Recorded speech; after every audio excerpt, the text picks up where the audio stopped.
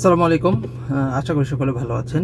আজকে যে টপিকে ভিডিওটা বানাচ্ছি সেটা হচ্ছে যে অনেক পাখাল অনভিজ্ঞ বা কেবল ব্রিডিং শুরু করেছেন এরকম পাখালরা একটা সমস্যা ফেস করেন। প্রায়শই আমরা গ্রুপগুলোতে এই ধরনের পোস্ট দেখে থাকি যে পাখি এবং পাখির বাচ্চারা খুব পাতলা পুপস করে হাঁড়ি একেবারে ভিজিয়ে ফেলছে এবং সেই ঠান্ডা বা কাদা অবস্থার মধ্যে বাচ্চা পাখিগুলো অবস্থান করছে, এতে তাদের ঠান্ডা লেগে তারা মারা যাচ্ছে। তো এই বিষয়টা আসলে সমাধান করার জন্য আসলে মেডিসিন বা কোনো টোটকা ব্যবহারের চেয়ে আমাদের যেই বিষয়টা মাথায় রাখলে আমরা এই সিচুয়েশনের মধ্যে পড়বই না, আমি সেটা আপনাদেরকে একটু শিখিয়ে দিতে চাই। সেটা হচ্ছে যখন পাখি ব্রিড করে, আগে কারণটা আমরা একটু বোঝার চেষ্টা করি, তাহলে আমাদের সমাধানটা করতে সুবিধা হবে। তো পাখি যখন ব্রিড করে এবং তারপরে পাখির যখন বাচ্চা হয়, তখন পাখি বাচ্চাকে প্রথমে ক্রপ মিল্ক খাওয়ায়। এটা এনজাইম যেটা পাখির ক্রপে তৈরি হয় এবং তার সাথে পাখি বিভিন্ন ধরনের সিড, সফট ফুড এগুলোকে তার ক্রপে প্রসেস করে বাচ্চা পাখির মুখে পুশ করে করে খাওয়ায়। এটা আপনারা দেখেছেন।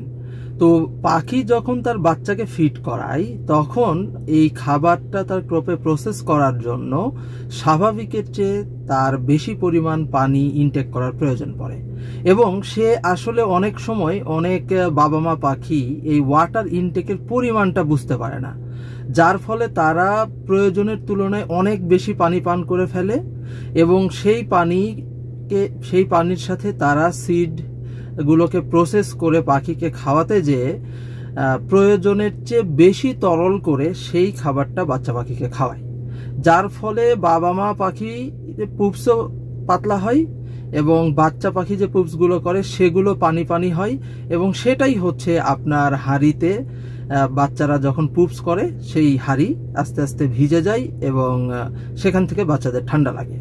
তো এই সমস্যার সমাধান করার জন্য আমাদেরকে আগে কিছু বিষয় মাথায় রাখতে হবে।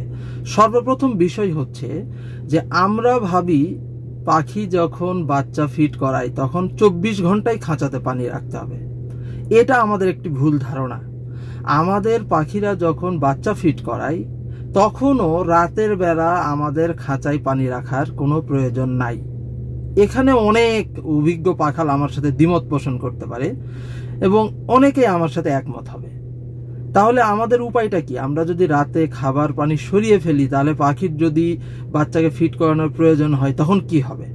দেখুন, এইটার একটা সহজ সমাধান হচ্ছে আপনি সকাল সকাল পাখিকে পানি দেবেন, একেবারে সকাল সকাল 7টা বা 7:30টার মধ্যে আপনি পাখিকে পানি দিবেন এবং রাতে আপনি পানিটা সরিয়ে নেবেন একটু দেরি করে, যেমন রাত 10টা, 10:30, 11টার দিকে আপনি পানি সরিয়ে নেবেন।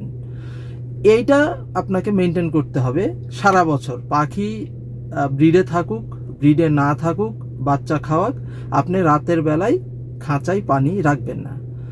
নর্মাল সময়ে আপনি চাইলে সন্ধ্যা 7টার দিকেও সরিয়ে নিতে পারেন, কিন্তু যখন পাখি তার বাচ্চা ফিড করাচ্ছে এমত অবস্থায় আপনি এই পানিটা রাত 10টা থেকে 10:30, 11টার মধ্যে সরাবেন এবং সকাল 7টা থেকে 7:30টার মধ্যে আবার খাঁচায় দিয়ে দিবেন। এটা একটা পয়েন্ট গেল। দ্বিতীয় পয়েন্ট হচ্ছে আমরা অনেকেই কি করি, যখন পাখি তার বাচ্চা ফিড করায় জ্ঞানের স্বল্পতার কারণে আমরা পাখিদেরকে শুধুমাত্র সিড মিক্স প্রদান করি। এই কারণেও পাখির বাচ্চার পাতলা পুপস এবং পাখির পুপসের সাথে বেশি পানি যেতে পারে। আমাদেরকে এই সময়ে পাখিকে সিড মিক্সের পাশাপাশি সফট ফুড, এগ ফুড এবং একটা নির্দিষ্ট বয়স, পাখির বাচ্চার বয়স 5-6 দিন হওয়ার পরে শাকসবজিও নিয়মিত দিতে হবে। যদিও আমি বাচ্চা ফোটার প্রথম দিন থেকেই পাখিকে শাকসবজি দেই, কিন্তু এইটাকে অনেকেই মানা করে। সেই হিসাব থেকে আমি আপনাদেরকে বলছি যে প্রথম পাখির বাচ্চার বয়স 5-7 দিন হওয়ার পর থেকে শাকসবজিও দিতে হবে। সফট ফুড তো অবশ্যই দিতে হবে, এর কোনো ব্যতিক্রম করা যাবে না। তাহলে হয়তোবা আপনার পাখির পাতলা পায়খানা করার প্রবণতা হ্রাস পাবে এবং আপনার খাঁচায় অবশ্যই ক্যাটেল ফিশ বোন বা মিনারেল ব্লক বা গ্রিট রাখতে হবে, কারণ এই সময়ে পাখির শরীরে প্রচুর পরিমাণে মিনারেল এর প্রয়োজন হয়, পাখির শরীরে খনিজ লবণের প্রয়োজন হয়, যেগুলো পাখি mineral block, grit, cattle fish bone এসব থেকে সংগ্রহ করে। এইবার আসেন, আপনি সব কিছু করলেন, তারপরেও পাখির পাতলা পুপস হয়ে যাচ্ছে, সেই ক্ষেত্রে কি করবেন? সেই ক্ষেত্রে সমাধানটা হচ্ছে পাখিকে পানি প্রদানের যে ডিউরেশন, এটাকে কন্ট্রোল করা। কিভাবে?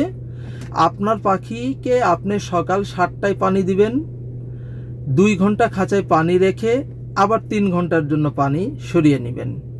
এরপরে আবার পাখিকে 2 ঘন্টার জন্য পানি দিবেন, 2 ঘন্টা খাঁচায় পানি রেখে আবার 3 থেকে 4 ঘন্টার জন্য পানি সরিয়ে নেবেন। আবার পাখিকে এই 3 থেকে 4 ঘন্টা পরে 2 ঘন্টার জন্য খাঁচায় পানি দেবেন, এরপরে সরিয়ে নেবেন। আপনি এই রুটিনটা যদি ফলো করেন, তাহলে দেখবেন কোনো প্রকার মেডিসিন বা কোনো প্রকার টোটকা ছাড়াই আপনার পাখির ব্রিডিং কালে অর্থাৎ বাচ্চা ফিডের সময় পাতলা পায়খানা হওয়ার সমস্যা হ্রাস হয়ে যাবে। আর শুরুতেই যেটা বলেছি, রাতের বেলা পাখির খাঁচায় পানি রাখার কোনো দরকার নাই। আর এছাড়া এইটাতে যদি কাজ না হয় বা কোনো মেডিসিন যদি ব্যবহার করতে চান, তাহলে পাতলা পায়খানার ক্ষেত্রে পাখিকে একটু সালাইন যুক্ত পানি দিতে পারেন, অ্যালোভেরার পানি দিতে পারেন, বা এসিবি মিশ্রিত পানি দিয়ে আপনি ট্রাই করতে পারেন। কিন্তু এই সবের চেয়ে আগে যে পয়েন্টগুলো বলে দিলাম, আপনি যদি এই পয়েন্টগুলোর উপর ফোকাস করেন, তাহলে আপনার পাখি পাতলা পায়খানা জনিত সমস্যা বা পাখি যখন বাচ্চা ফিট করায় সেই বাচ্চাগুলো হাড়ির মধ্যে একেবারে কাদা কাদা পায়খানা করার হাত থেকে মুক্ত পাবে এবং আপনার ব্রিডিং রেজাল্টও উন্নত হবে। আশা করি ভিডিওতে যেই বিষয়গুলো আপনাদেরকে বোঝাতে চেয়েছি আপনারা বুঝেছেন। সেই অনুযায়ী পাখিদের যত্ন নেবেন, সেই অনুযায়ী পাখি পালন করার চেষ্টা করবেন এবং আপনার জ্ঞান অর্জন ছাড়া আপনি পাখি পালনে কোনোভাবেই সফল হবেন না। এই কারণে আপনাকে সেলফ স্টাডির মাধ্যমে অবশ্যই জ্ঞান অর্জন করতে হবে এবং জ্ঞান অর্জন করার জন্য আমাদের ইউটিউব চ্যানেল বার্ডস ক্যাম্প বিডির ভিডিওগুলো দেখুন এবং সাজেস্টেড প্লেলিস্ট ধরে ধরে ভিডিওগুলো সিরিয়ালি দেখুন। অবশ্যই বলবো budgerigar breeding A to Z এই সিরিজের ভিডিওগুলো যদি আপনি দেখা শেষ করেন, তাহলে অবশ্যই আপনার পাখি পালনের কনসেপ্ট অনেকখানি চেঞ্জ হয়ে যাবে। সবাই ভালো থাকবেন, আসসালামু আলাইকুম, এবং ভিডিওটি লাইক করুন, কমেন্ট করুন, শেয়ার করুন এবং চ্যানেলটি অবশ্যই সাবস্ক্রাইব করুন। আসসালামু আলাইকুম।